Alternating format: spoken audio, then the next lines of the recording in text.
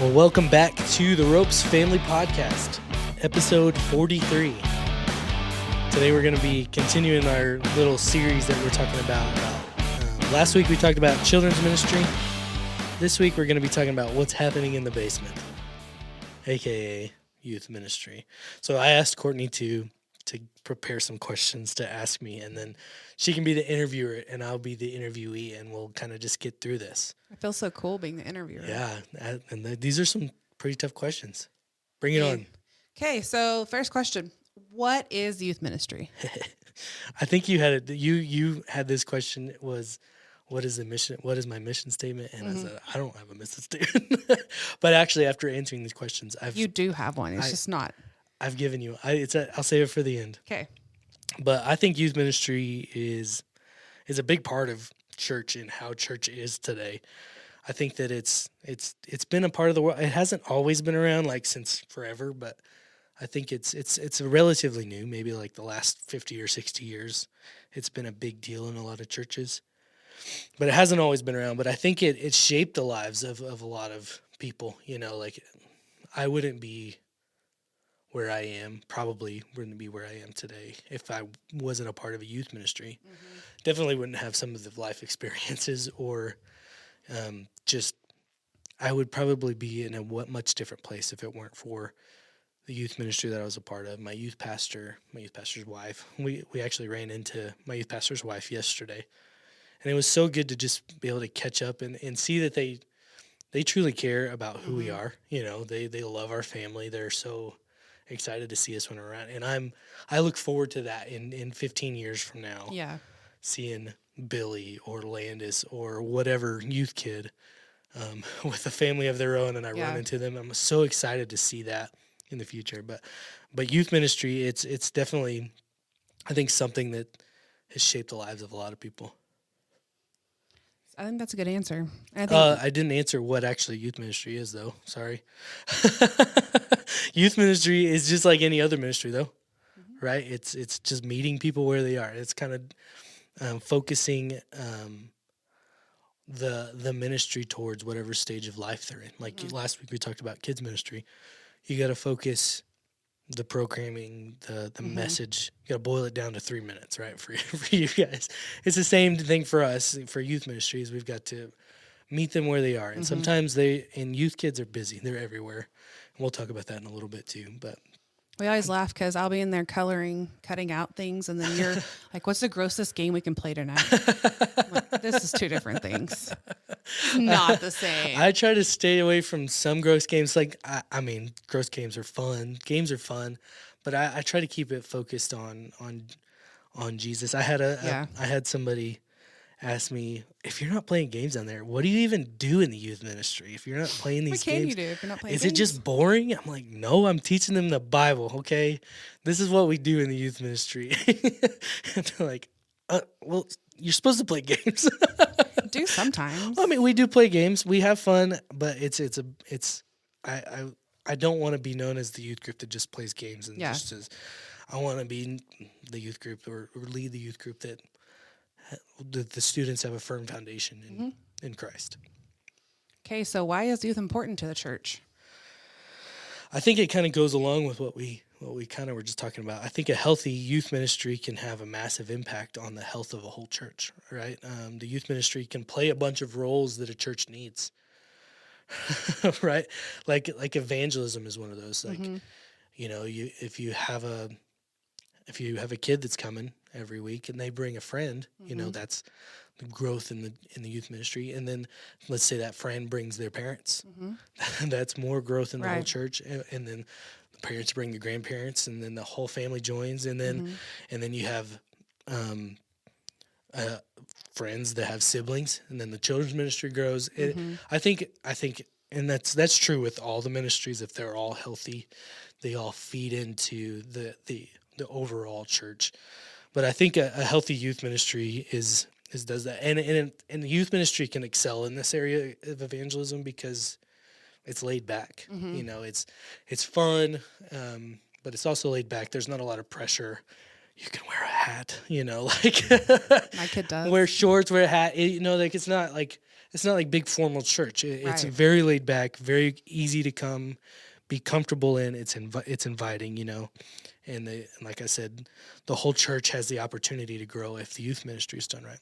Also, another role that the student ministry can play is service.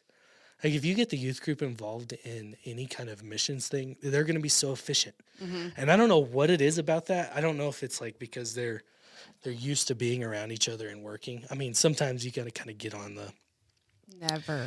you got to kind of get them and keep them in gear. But if they're interested and engaged, they're going to get Oh, things yeah. done quickly. We've done a couple mission opportunities, and they're like, we're done super quick because they're engaged and they're wanting to serve and they're wanting to do it really well.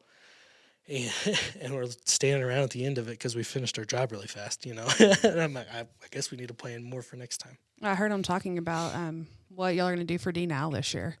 And I'm like, do you know? I was like, no idea. And they're like, it's going to be fun again. We had so much fun last year. And they were talking about planting and stuff. And Yeah. Last year they planted some plants, Good. some what are they called? Crops. They planted some crops for the Lubbock Food Bank the Lubbock Food Bank. They grow food and give it to the food bank, and so we got to help participate and plant some crops. I don't remember exactly what we planted, but I feel like we planted like a couple hundred. But apparently it was fun. So It was fun. I mean, they got to play in the dirt, and it was really efficient, and they had a good time. Each, the sections, the kids kind of had their own rows to do. I think we did 20 rows or something, planted these things and these things. You got a shovel. They had the high school girls, or the 9th and 10th grade girls, they had this like assembly line, and they were so efficient. One of them would dig a hole. One of them would measure how far the next hole and dig it, put the plant in, cover it with dirt. Like each kid was doing one of those things. impressive. Yeah, and that's one thing that youth ministry is great at is serving and just plugging in. And youth really aren't afraid of things. Like they're not afraid to get in and do it. You ask an adult to serve on a computer to run slides or something, and it's like, I don't want to mess that up. I'm so scared of that. What is that? It's a computer. But if you ask a 7th grader, 8th grader, 9th grader, like, yeah, sure. Why not? And I don't even need to show them how to use a computer. Well, they know. I'm like, just push this button. Oh, yeah, I got it. We're good. And it's ran great. And no offense to the adults that run that stuff. It's just, teenagers are very eager to get in and do the things. Okay, so what are some high points of your ministry? I think we've seen a lot of growth in the last year. But I started in youth ministry at this church in 2020. I didn't realize that. Yeah, I started doing the youth ministry. I mean, I was here doing the worship ministry since 2018, but in 2020 I took over the youth ministry, and we started with like Zoom calls, trying to organize youth on a Zoom call and play weird games on that. I was trying to figure out how do we do this in this shutdown world, and it just kind of was. It was real strange. And then I made like little devotional videos that I would send to the kids, and they were terrible. This was like my first kind of trying to learn how to teach the Bible, like learn how to do this. And I'm grateful for that season because I learned a lot, but it was wild during that time trying to get all that stuff done. But fast forward to this year, and we've had, when we were doing that, we had 10 kids on a Zoom call, 5 kids on a Zoom call. This year, I think at the beginning of this last school year, we had close to 50 people in the basement. It's a lot of people. And I know I keep saying the basement, but that's where we do youth ministry. It's a lot of people down there, and it's wild and it's crazy and it's fun. And that was counting the adult volunteers, but like 50, that's a big group of people participating in the youth ministry, and that's been really cool. It's been really cool to see and to be a part of what God has been doing in this community. And it's not just the youth ministry that's grown like that. It's the kids ministry and the adult ministry, and the whole church has grown as a whole, but it's been really cool. Also, over this last year, we've seen close to 10 kids get baptized, maybe more. I lost count. It's that many. And then we have one more teenager this Sunday, which is really cool. And the cool thing about that is it's not me directly ministering to these kids. It's God working in their lives. You know, we in Corinthians, Paul talks about how Paul planted a seed and Apollos watered it. You know, it's not just it's God but God makes the seed grow. And God is working in the lives of these teenagers. Camp was really cool this last year. God really, really worked on a lot of those kids. I mean, we took a group of 40 to camp, you know, and that was really cool. And so like it's been really cool to be a part of the ministry, the youth ministry here in this last year, just to see what God's doing. And it's not anything special I'm doing, you know. Right. I'm just showing up and being faithful, and God's doing all the work, and it's been really cool to be a part of that. And I don't know if this is a high point, but it's been cool when Ropes has gone through hard stuff this last year, seeing how you pull in the kids and how you'll talk with them, you know, about whatever's happened. That's been cool to watch because I don't do a lot of that in my little kids, and so youth's and that's definitely something I've grown into, and I'm getting an education in this too, trying to learn how to do that, and it just kind of seems like God has orchestrated things that way. Like, not saying because I was taking a pastoral counseling class, all these bad things are going to happen. But God prepared me for those things, which was really cool to see that God was. You weren't just thrown out there. I wasn't just thrown out to the wall. I had some education in how to do this. And Donovan has really kind of stepped in and taught me how to do some things and just, you know, took me alongside with him. So I'm able to learn from a distance and be a part and get my hands dirty. I don't know if that's the right word to use, but, you know, just be in there and do the work. Okay, so what are some challenges?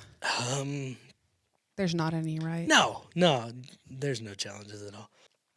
But I think the biggest challenge for me is scheduling. And I know that just makes me sound like a crotchety old man sometimes, but Allison's like, you need to get over that. And I have. But trying to plan an event like a D-Now or retreat or whatever is really challenging because, you know, you plan something for a certain weekend and then half your kids can't go because they're doing something. So you're like, okay, I'll move it to this other weekend.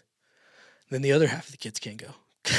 And so, like, it's so challenging to try to plan events and you know, stick to it, you know. And part of it's like, well, the kids will come if they want to, you know, but sometimes the kids it's not their fault that the kids can't miss. Right. And you want the kids to be there.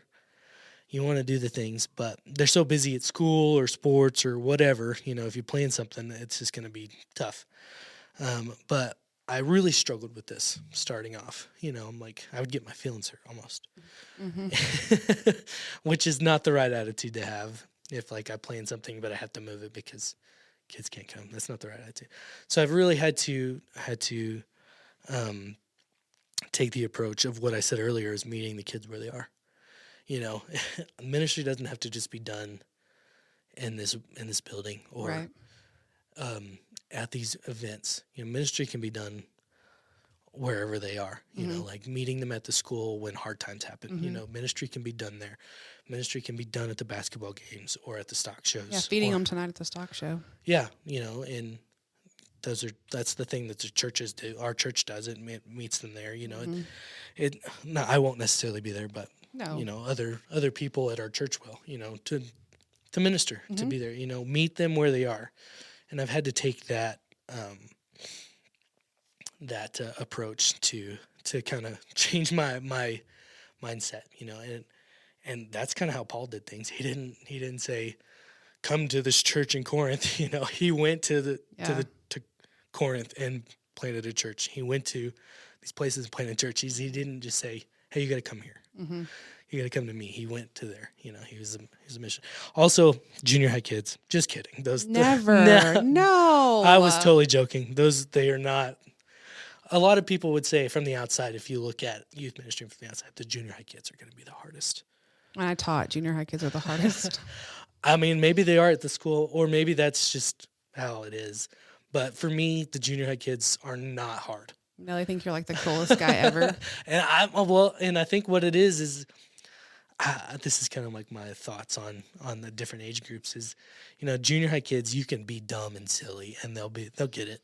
you Yeah. know, because they're around being dumb and silly all the time, because they're dumb and silly, or there's always somebody dumb and silly. And so I can do that. I can meet them there pretty easily.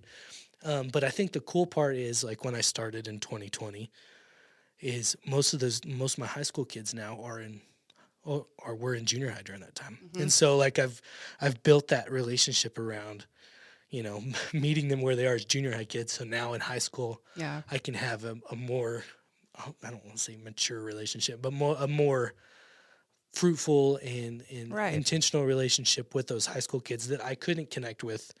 Sorry if you were in my youth group 4 years ago, that I couldn't connect with as well Right. back then, you know, because I was also learning. But it's junior high kids. If you can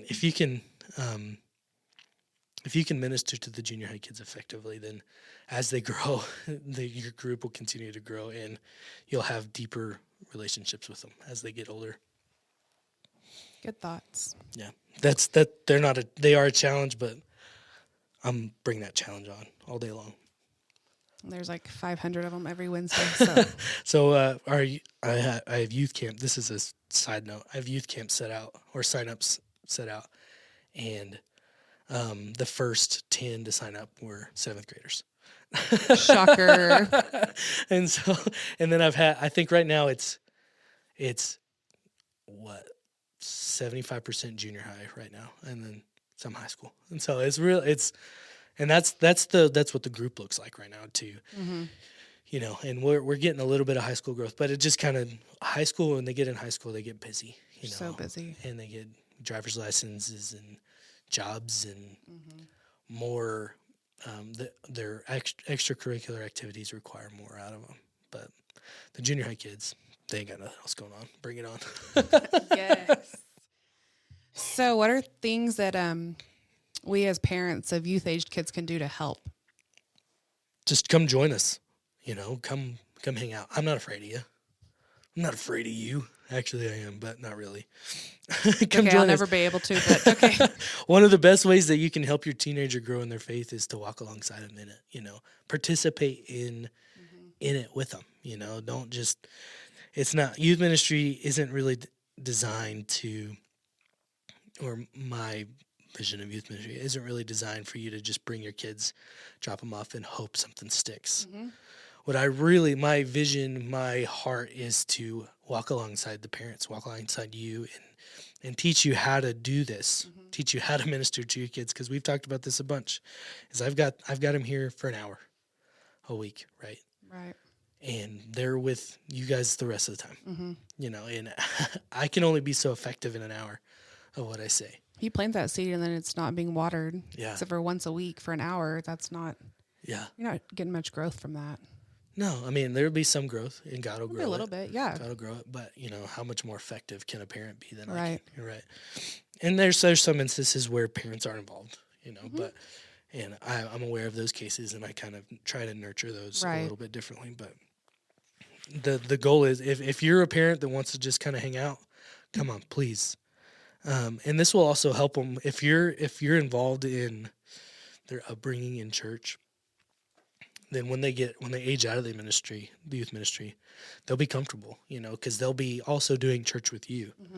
You know, they'll be used to going to the big church, you know, big church stuff, or they'll be used to participating in worship with adults instead of just with kids. And so if you're participating, they're going to be participating with you. It's all one. We're not all, just like we talked about, we're not all separate churches. We are all one church, and we're just trying to reach people where they are and when they're here. So this is my favorite question. What is your biggest dream for our youth program here at FBC? Our youth program. I don't know if I have a dream. I guess I have a dream. I'll tell you about it. I was watching or / listening to this video or this training series on. It was basically how to become a successful youth pastor. How to be a successful worship pastor. I'm a part of this thing called the Worship Initiative, and they just do little trainings here and there, provide resources and stuff like that. And I was watching this. It's by the teacher of it was Robbie C., which is an old worship leader. You probably heard him on Caliph before if you've listen to Caleb. I'm not gonna tell you any of his songs because I can't think of any right now. But he works alongside Shane and Shane, and I think I've talked a bunch about Shane and Shane, but he works alongside them. But he was putting out this video of how to be successful in ministry. How to, what is a gauge for success in that, and the verse that they used, it works well kind of in all areas of ministry. He quoted 1 Corinthians 4:1-2. It says, "This, then, is how you ought to regard us, as servants of Christ and as those entrusted with the mysteries of God has revealed." With the mysteries God has revealed. Now it is required that those who have been given a trust must prove faithful. So faithfulness is the gauge of success, which is kind of backwards if you kind of think about it, because you would think faithfulness will lead to success, but faithfulness is the gauge of it. So if you're being faithful and you're the work you keep doing, if I'm being faithful to the work that God has entrusted me with, then He will work in the ministry and it will grow the faith of the kids. Mm-hmm. Just being faithful. We talked about last week about sometimes this stuff is hard, and we don't feel adequate or good enough to do any of this. But if we're being faithful, and I think that's the thing that we can hold on to, is to be faithful in the work. And that's the same thing with parents. Be faithful in the work of training your kids in the way they should go. Mm-hmm. Be faithful. It's not going to be easy every time. You're not going to feel adequate to do it every time. You're gonna fall off the rails, but be faithful in the work that God has called us to do. And so my biggest dream or goal is that the students in the ministry learn how to be faithful to the call in their lives, to love God and to love people. And that's the call for all of us, is to love God, to love people. And I guess you could say that's our mission statement for the youth ministry, is to get the students to grow and to be faithful to the call in their lives, which is to love God and love people. You should have to work through it, but you got your mission statement there. Yeah, that was it. I think that's it. Do you have anything else you want to tell us about? I guess I wanted to ask you one question. Good, because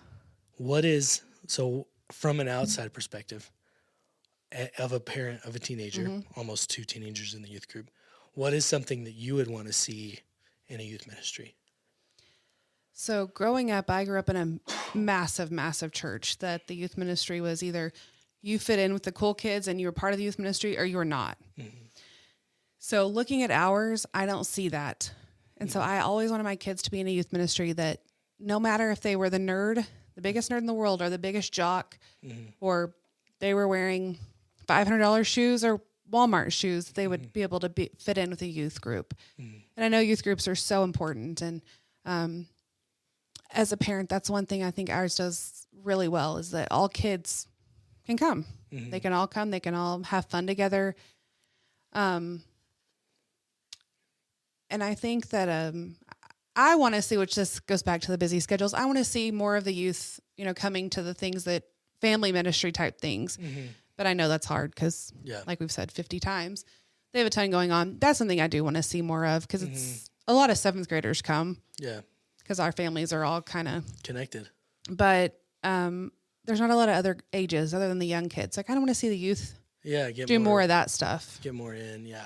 And I think that's like I said in the challenges, that's one of the challenges is to get them going. And but when you do get them going, like I said, they're ready to come. But it's a lot of times is reaching the parents and getting the parents to be on board with the things that we do. And next week we're talking about family ministry, so that's pretty fitting. Yeah, well, we will try and tackle that next week when I have a little bit more time to prepare on that one. Yeah. No, but that's my only thing is I'm thankful that our youth group is so welcoming to all different kids, and I honestly think that's a reflection of our church. Our church is that way. It is. And so the kids are going to be that way, and the community is a little bit that way, But yeah, I think that's a reflection of of our church. And your volunteers you have. Yeah, my volunteers. They're not, none of the kids feel like, Yeah. Whatever that separated out or whatever. Yeah, and I think my volunteers have been around for a long time too, and I think the consistency is a great thing for that too. Is they're used to the adult volunteers. They know the quirks, they know the weird things they're going to say sometimes, or whatever. Right. They understand what the goal is from that the adult volunteers trying to do. They're trying to love them and trying to help them grow. But yeah, I am very grateful for my volunteers that are here every week and that I can trust them. I'm so grateful that I can trust them and that they're willing to be here. They're willing to put the work in. None of the ministries in our church would go well without our volunteers, but I'm very grateful for my youth volunteers for sure. Okay, so you said that the parents can come down and hang out with y'all? Uh-huh. So should we give them a challenge? Yeah. I mean, I could challenge Ben because I will never make it down there. Yeah. So parents, if you have time, go see what youth is doing in the basement. If you haven't been in the basement in the last 4 years, your mind's going to be blown. Okay. It looks a lot different than it used to. It's crazy. So I've had people walk down there like, whoa, I didn't realize this was down here. So yeah, there's a lot going on down there, and it's, but yeah, if you want to, please, I'm not afraid of you. Please come stop by and hang out, and please watch me fumble over my words as I'm trying to teach the kids the Bible. It'll be a good time. And it's really, actually, if you haven't come down while we're singing, the kids, they sing and you can hear them, and it's really cool to be a part of that moment. When we're worshiping, they sing and they sing loud and they sing proud. It's a really cool thing. And that was something that was just organic when we started. And that was one of the first things that blew my mind when we started doing in-person worship services down there after COVID or whatever. It's like, these kids, they want to sing. They love it. And you wouldn't think that, but because, sometimes people think singing's nerdy, but these kids, they're into it. And also you can hear them on Sunday mornings too. But yeah, come on. That's your family challenge. Bring your whole family down one Wednesday. That'll be fun. Or whatever youth event we're doing. Just bring them. Just come on. There'll be something for everybody. All right, that's all we got this week. We will talk at y'all later. We're going to be talking about family ministry. That's something near and dear to my heart. Something that God has definitely been working on my life with lately. Sorry these podcasts have been a little longer than normal, but I guess it's obviously something we care about. Yeah. So we will talk at y'all later. Peace.